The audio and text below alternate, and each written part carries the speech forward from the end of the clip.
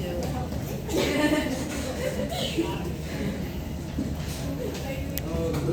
afternoon, teachers and friends. Today, me and my friends from Group 3 are going to present about public influenza.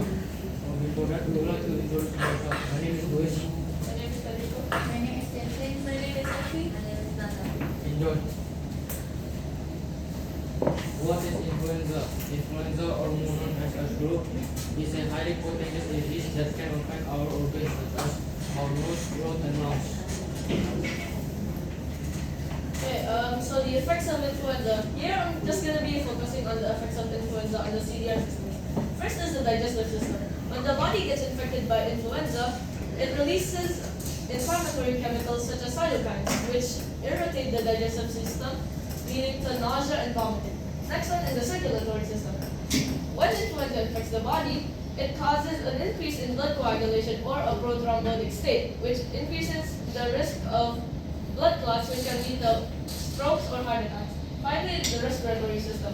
Influenza damages the tissue and the lining of the airway and causes inflammation in the mucous membranes of our nose and our mouth, leading to congestion, a sore throat, and runny nose.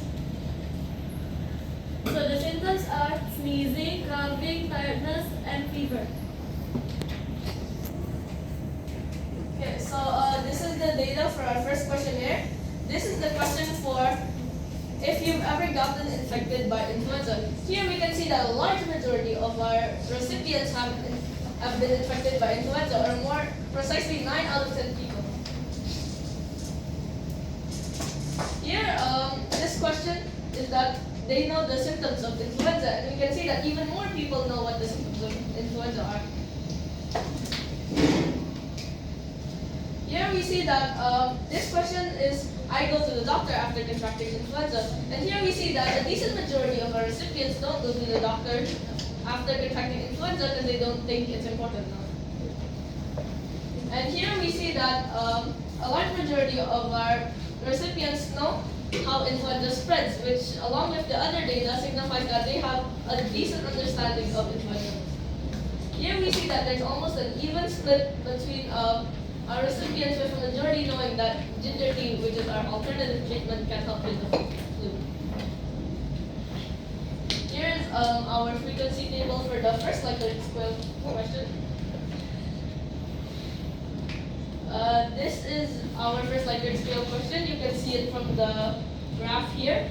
The line chart shows that most people choose rarely, and a more minor but still large portion choose often, signifying that SPL students get influenza pretty often. Here is our frequency table for the second Likert scale question. Here is the graph again.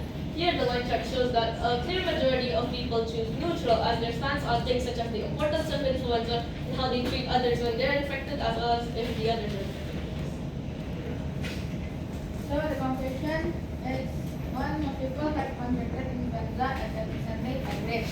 Number two, most people know the symptoms of the influenza and how it spreads.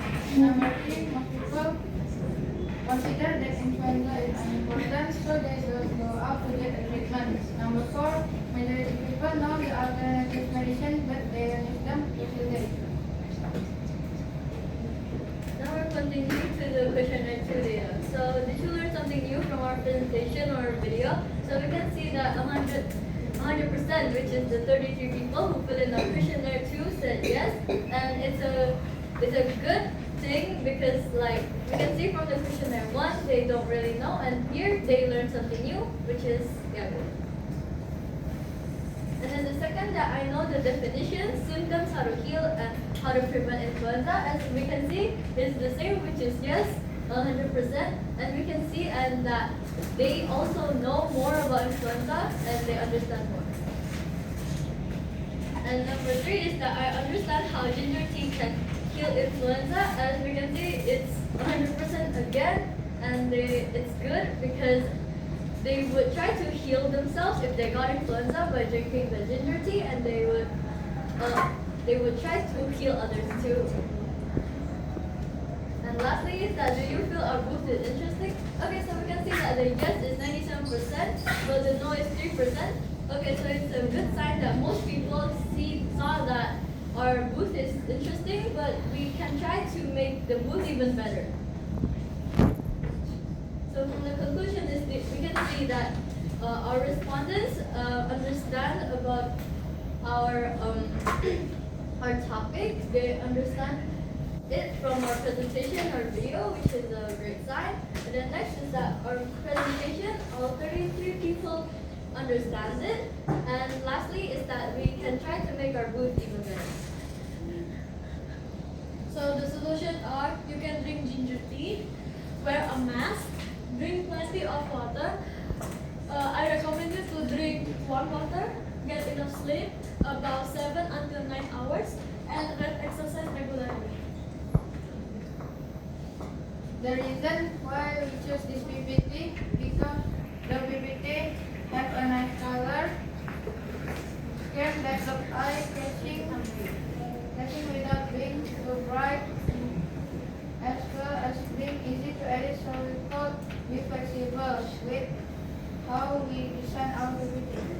The reason we choose design for the poster because we think it is easy and simple to present.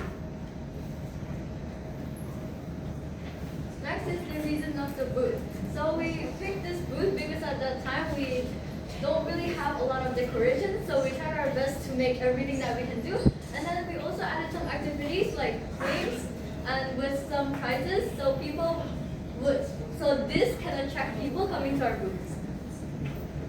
Reason we choose herbal treatment, which is ginger, because we think it's easy to make and it has a lot of benefits for our body, such as we can prevent cough, it can make our body warm and more. So dari presentasi PPT tadi kita akan beralih kepada presentasi poster IPS. Jadi di sini kita akan membahas herbal tentang honey ginger tea. Apa itu influenza? Influenza atau flu adalah penyakit infeksi menular yang bisa menular ke sistem pernapasan kita, contohnya hidung, paru-paru, dan tenggorokan. Asalnya, jahe merupakan rempah alami yang tumbuh di Indonesia, yang tumbuh subur di berbagai daerah dengan sentra produksi utamanya di Jawa dan di Lampung. Dan tiga adalah nilai budaya. Jadi teh jahe ini sering dipakai sebagai ritual untuk menyambut tamu, dan ini juga teh jahe ini juga memiliki arti yaitu ramahan kepada tamu, dan biasanya juga untuk menyambut teman, keluarga, dan lain-lain. Cara membuat teh jahe. Pertama adalah siapin panci, sendok, saringan, satu potongan jahe, satu kantong teh, 600 ml air, dan madu. Lalu kupasin jahenya dengan sendok. Saat sudah terkupas, masukin air, jahe yang terkupas, dan teh ke dalam panci.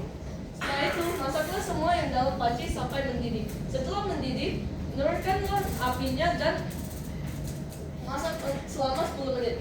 Terakhir, saringlah semua yang dalam panci dalam cangkir dan menikmati. Jika ingin nambahin rasa, Anda boleh menambahkan madu. Lalu manfaat kesehatan teh jahe ini adalah meningkatkan daya tubuh, membantu pencernaan, menjaga kesehatan kulit, mengurangi peradangan, serta mengurangi stres atau kelelahan. Fun fact-nya adalah jahe pernah memiliki harga selangit pada abad ke-14. Sekian dari presentasi kami. Lawannya flu, jahe